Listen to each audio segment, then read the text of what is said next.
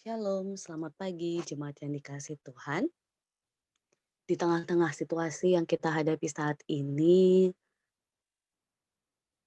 dengan segala berita yang mungkin berkecamuk di sekitar kita, baik yang COVID angka tinggi, bencana alam, kecelakaan, dan banyak hal. Adakah di antara kita jemaat yang dikasih Tuhan yang saat ini mengalami tawar hati?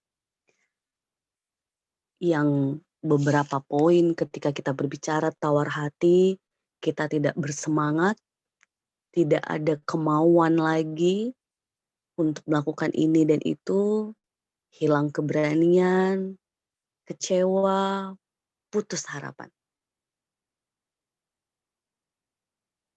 Puji Tuhan jika kita mengatakan tidak tawar hati, tetapi bagi kita yang saat ini sedang tawar hati atau anggota keluarga kita atau sahabat atau orang di sekitar kita yang sedang mengalami perasaan dinamika tawar hati ini, maka firman Tuhan hari ini bisa jadi peneguh dan penguat kita bersama-sama agar kita saling mengingatkan, mendoakan satu dengan yang lainnya. Sapaan pagi kita hari ini terambil dari 2 Korintus pasal 4. 2 Korintus pasal 4 ayat yang ke-16 sampai 18, disambung pasal 5 ayat 1 sampai 10. 2 Korintus pasal 4 ayat 16 sampai 18, disambung pasal 5 ayat 1 sampai 10. Di dalam layar saya menulis 1 tetapi ralat jemaat yang dikasih Tuhan yaitu 2. Nanti kita sempatkan membaca secara pribadi secara lengkap, tetapi saya akan membacakan ayatnya yang ke-16 sampai 18 dari pasal 4.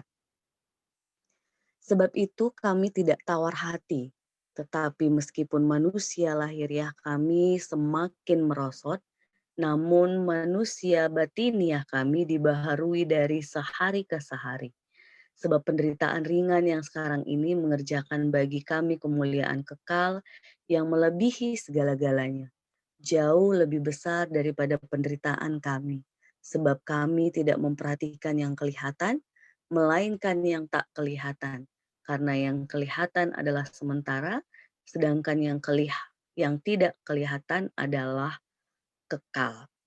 Ya, jemaat yang dikasih Tuhan, tentu tidak mudah untuk melihat penderitaan dengan harapan ataupun jargon seperti lagu yang sering kita dengar bahwa sehabis hujan akan tampak pelangi begitu ya. Akan lebih mudah bagi kita membayangkan penderitaan dengan gambaran habis hujan ya banjir melanda begitu ya.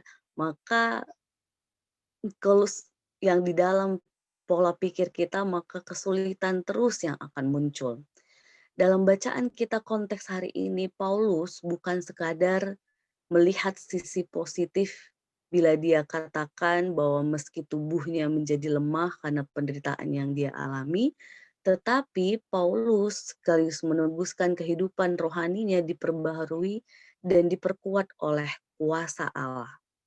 Di sini pola pikirnya menjangkau pengharapan kekal, yakni tempat kediaman di surga yang disediakan Allah untuk menggantikan tempat kediaman di bumi. Ketika tubuh di bumi ini menderita, orang beriman berpengharapan akan tubuh kebangkitan, yakni tubuh kemuliaan yang akan diterima pada hari kedatangan Kristus. Itulah rancangan Allah bagi manusia, dan penggenapan rancangan itulah yang secara serius kita imani dan harapkan. Untuk itu, kalau kita baca nanti secara lengkap bacaan kita hari ini, dalam pasal 5, orang percaya diteguhkan bahwa dia menerima Roh Kudus sebagai jaminan, bagaikan uang muka yang menjamin pembayaran sepenuhnya di masa kemudian. Maka karya Roh Kudus dalam hidup Paulus dan jemaat Kristus merupakan uang muka dari keselamatan penuh yang akan mereka terima di masa datang. Roh Kudus menolong orang beriman agar di dalam penderitaan mengalami latihan dan penguatan iman. Sebab itu, Paulus rela menanggung penderitaan karena ingin berkenan di hadapan Kristus yang akan duduk di tahta pengadilan supaya ia menerima apa yang patut diterimanya. Jadi jemaat yang dikasihi Tuhan, kita melihat bagaimana dalam konteks bacaan kita hari ini, Paulus melihat hidup serta pengalamannya dengan pola pikir kekekalan yang akan diterimanya kelak. Jadi meskipun ia menderita, ia tetap mampu menanggungnya dengan rela. Pertanyaannya bagi kita saat ini, apakah kita dalam menjalani kehidupan hari-hari kita sebagai orang beriman, khususnya di tengah-tengah penderitaan yang kita hadapi, baik secara global pandemi, maupun pergumulan-pergumulan yang kita hadapi, mungkin kedukaan, mungkin kesulitan ekonomi, pekerjaan, dan lainnya, apakah kita dapat tangguh, sabar, dan mampu tekun dalam penderitaan yang kita alami karena kita punya pola pikir bahwa penderitaan ini tidak boleh menggerus iman pengharapan kita. Justru kita terus menghadapi penderitaan ini dengan yakin bahwa kehidupan kekal yang kita perjuangkan dengan nilai-nilai kesabaran, penguasaan diri, dan sebagainya dalam diri kita, itu yang memampukan kita menjalani tiap babak dalam hidup kita dengan tabah dan hati-hati.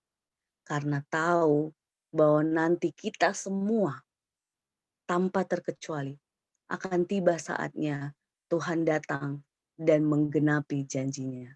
Untuk itu, jemaat yang dikasihi Tuhan, bagi kita yang saat ini tawar hati, ataupun ada orang-orang di sekitar kita yang sedang tawar hati karena kondisi yang menerpa mereka ataupun kondisi pandemi ini, mari kita bersama-sama berusaha memiliki pola pikir optimis, yaitu perspektif hidup kekal dalam hidup kita, sehingga di tengah penderitaan dan dinamika saat ini, kita terus dapat sabar, dapat tetap bersukacita, dapat tetap terus melihat kegiatan-kegiatan hal-hal kecil, sederhana yang masih bisa kita lakukan untuk bisa menjalani aktivitas kehidupan dengan optimis, dengan semangat, dengan gairah bahwa kita pada akhirnya semua akan kembali kepada Tuhan, tetapi ketika kita masih hidup, maka kita terus menapakinya dengan sukacita, memuji Tuhan, menikmati kebersamaan dengan keluarga, menikmati setiap berkat, nafas kehidupan, udara, makanan, minuman, dan semua yang kita miliki.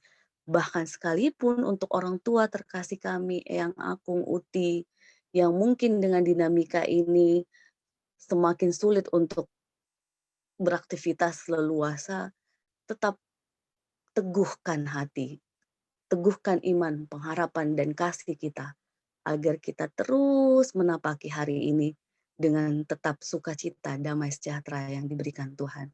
Karena pada akhirnya kita nanti pun kembali kepada Tuhan dengan keyakinan hari-hari kita lalui dengan melakukan kehendak Tuhan dan bersukacita. Tuhan memampukan kita, Tuhan menolong kita menjalani hari-hari dengan semangat, dengan sukacita, dengan juga tetap mentaati protap-protap yang ada, sekaligus mengimani Tuhan melindungi kita dengan segala dinamika yang kita hadapi. Amin.